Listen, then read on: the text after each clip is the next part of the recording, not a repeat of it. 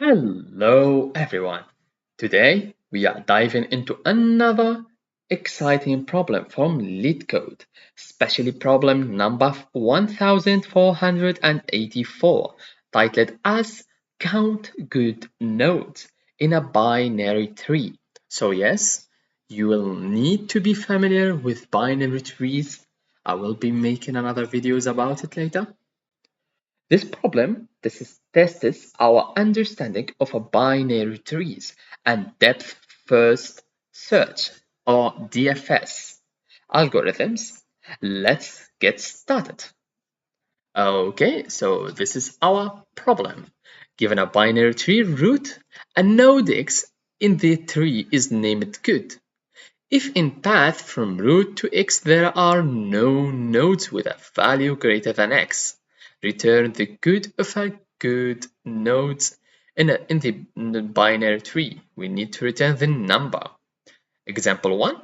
So 3 is a good node, 4 is good, 5 is good. 1 is not good because the path 4 is greater than 1 and 3 is greater than 1. 3 here is equal to 3, so it's a good node. Okay, so imagine you have a binary tree where each node has a value. We want to count all nodes that are greater than or equal to any of their descendants. So 3 is a descendant of 4. 4 and 3 is a descendant of 5. That's for example.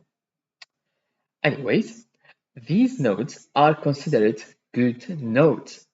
Your task is to write a function that takes the root of such binary tree and returns the total number of good nodes. Let's approach it. To solve this problem, we'll use depth first search or DFS algorithm. The idea is simple. As we traverse the tree, we keep track of the maximal value seen so far on the path from the root to the current node. If the current node's value is greater than or equal to this maximal value, it's a good node. And we increment our counter. So let's just dive into the code. Let's delete this. Okay, let's first define the solution. We already defined it. Anyways, DFS that we're gonna use max. So what I have done here is inside GoodNodes define a helper function which is DFS that performs the depth first search. It takes a node and the current maximum value max as arguments. We go deeper.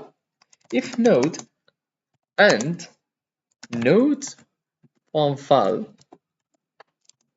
is bigger than max, then what we do is max equals node on val. So what I have done here in line 5 and 6 and line 10 and 11, excuse me, we check if the current node exists and if its value is greater than the current maximal value.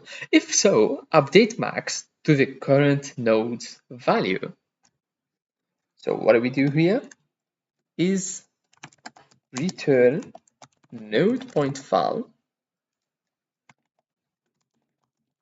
max plus DFS node.left. Guess what I'm gonna do here? Yes, DFS right now. We go right. If node else 0. So it may be a little bit complicated, but I'm gonna explain it later. So then what we do is return DFS root. So let me explain what I have just done. In line 11, I call the DFS function starting from the root of the tree, initializing max to a very low value to ensure any node's value will be greater initially. You see this node point val equals max. This will return true, which can be translated as 1. It increments by 1. So this is our counter. We go for DFS left for the left, and we go for DFS right to traverse the tree. So this is a counter that either goes true to increment 1 or goes false to stay as 0. And this is just a recursion.